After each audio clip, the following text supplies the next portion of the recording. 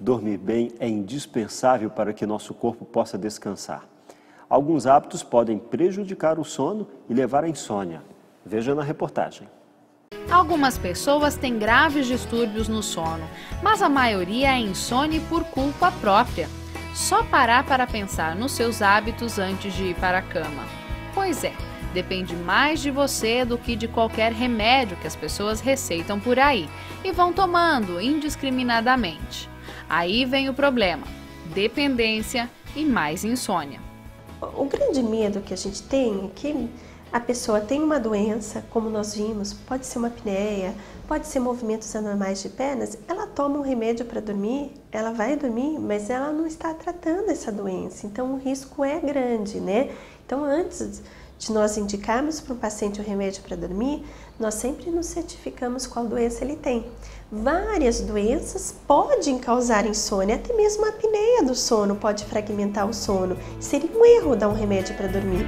Não tem jeito. O carro precisa parar para abastecer, o celular e outros equipamentos param uma hora ou outra e precisam recarregar.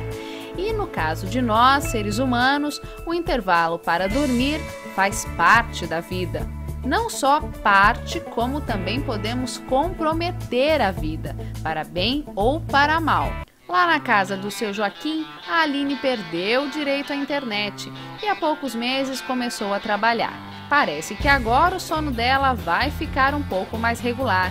Dona Dalva, esta foi impossível filmar dormindo, pois a mulher não desliga nunca, está sempre alerta. E o seu Joaquim? Bom, esse, se largasse o cigarro e o cafezinho, dormiria muito melhor e teria melhor saúde, pois o sorriso no rosto esconde alguns probleminhas decorrentes desses hábitos nada acolhedores. Então, quando está próximo do horário de dormir, reduzir a luminosidade, procurar ler a página de um livro de forma descompromissada, ouvir uma música, assistir um pouco de TV de forma descompromissada que não vai fixar a tua atenção, evitar uma alimentação pesada próximo do horário de dormir, assim como bebidas contendo cafeína, né? Evitar o exercício físico intenso 2 horas antes do horário de dormir. Tudo isso vai facilitar que a gente se desligue para dormir. Manter horários regulares de sono é bem importante, especialmente para quem dorme mal, especialmente o horário de acordar, que às vezes a pessoa dorme mal, daí ela tem, eu vou dormir durante o dia para recuperar. Daí ela dorme tudo que tem que dormir, no dia seguinte ela não consegue dormir à noite porque ela já dormiu bastante durante a manhã. Então manter essa regularidade, o exercício físico ele é muito importante para o nosso relaxamento. Quando ele é feito pela manhã, ajuda o sono a vir mais cedo. Então lembrar que o sono é um hábito. Você sabia que, além de escritor, Monteiro Lobato defendeu também o desenvolvimento regional e nacional? Veja mais sobre essa história na entrevista de José Carlos Cataldi.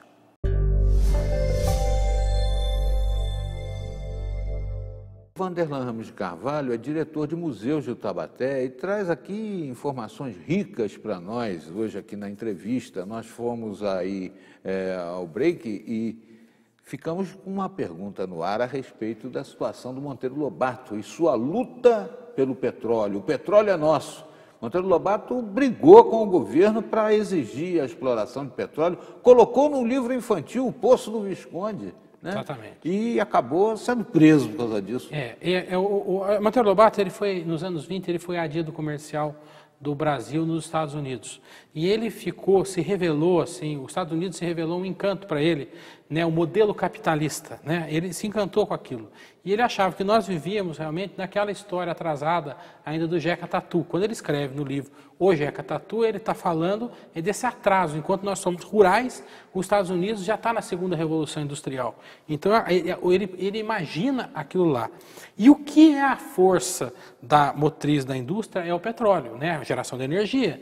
Então ele começa, inicia-se por conta própria, inclusive com capital próprio, uma série de pesquisas do xisto betuminoso, na região de Taubaté mesmo.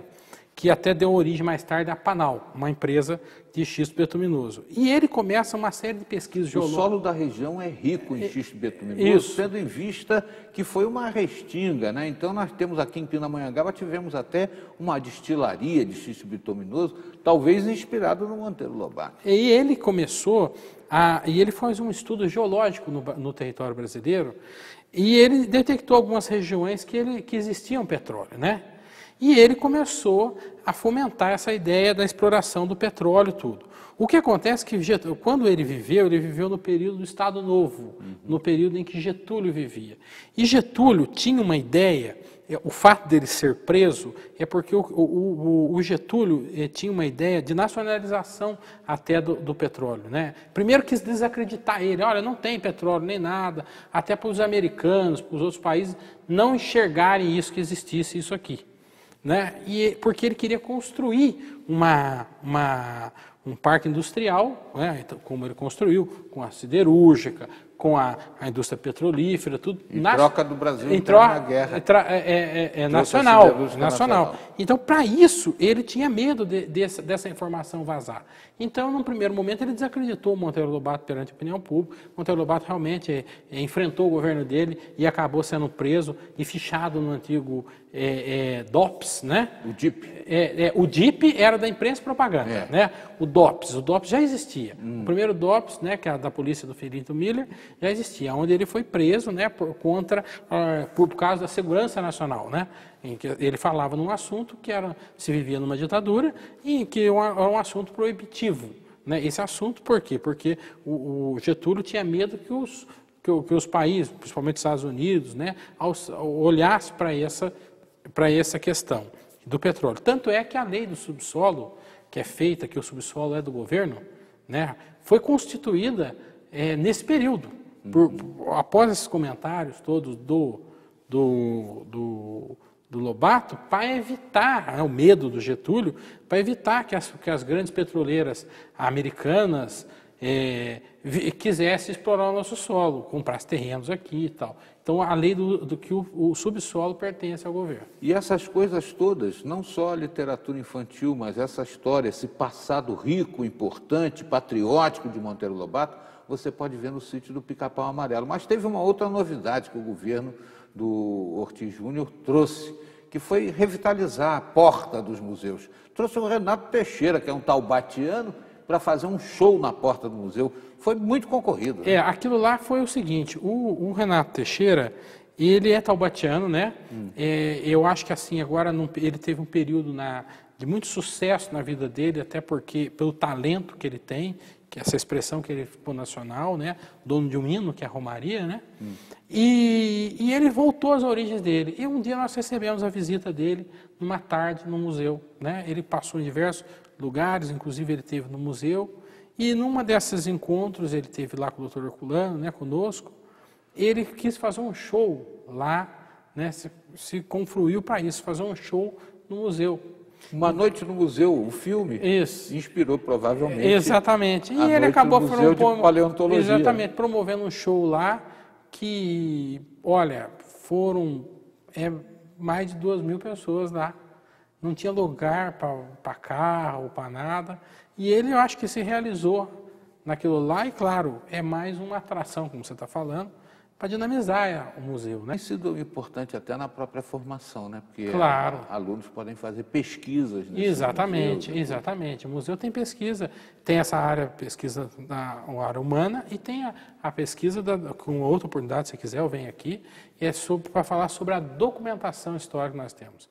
Nós temos um acervo Taubaté, que é um dos acervos mais antigos do país. Nós temos a documentação desde 1645, desde as Seis Marias de Jacques Félix. E ali a gente vai ver até também a corrida do ouro, né? Porque exatamente. Tudo passava por Taubaté. Tudo passava por Taubaté. Nós temos lá inventário do Carlos Pedroso da Silveira, que foi o capitão-mor na casa do ouro de Taubaté, né? Nós temos a Bartolomeu Dias, né, que foram bandeirantes. Muitos deles, os registros, os inventários, estão sob a guarda do Museu Histórico. Nós vamos ter que voltar aqui para falar sobre isso. Sim. Até porque precisamos contar que o cardeal do Rio de Janeiro, o arcebispo, passava verões em Taubaté. Mas vai ser papo para Dom mais Arco adiante. Verde. Dom Arco Verde. Isso. Mais adiante a gente vai falar sobre isso. Eu quero agradecer a presença do Vanderlan Ramos de Carvalho, trazendo aí informações importantíssimas a respeito da cultura do Vale do Paraíba, especificamente Taubaté.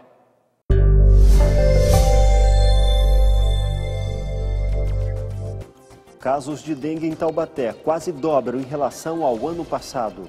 Você viu como evitar que a Aedes aegypti entre na sua casa?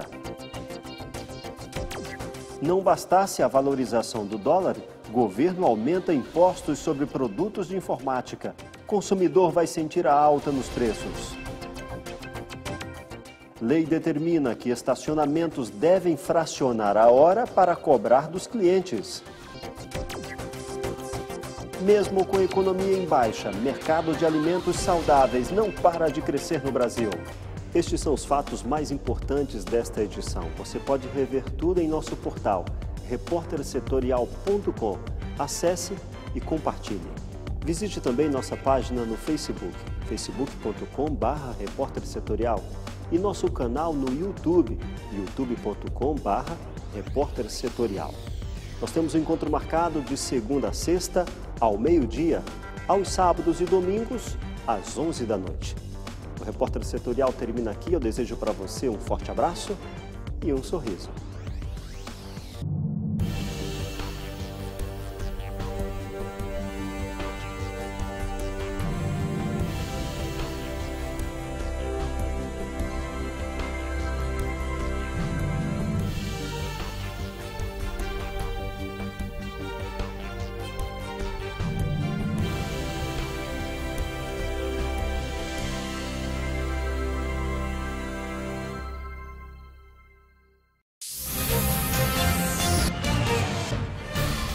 O mundo passa por São Paulo e Rio de Janeiro. Essas megacidades estão a cada dia mais próximas.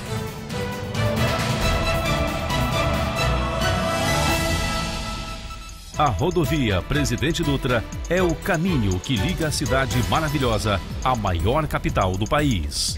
E bem aqui, entre São Paulo e Rio, o nosso jornalismo registra e conta os fatos mais importantes. Em dias de racionamento de água, o que vale é a criatividade. Equipes de reportagens de Pindamonhangaba e Jacareí, comentaristas e convidados do Vale do Paraíba, Serra da Mantiqueira e Litoral Norte se unem para levar até você mais informação de segunda a sexta, do meio-dia à 1 da tarde.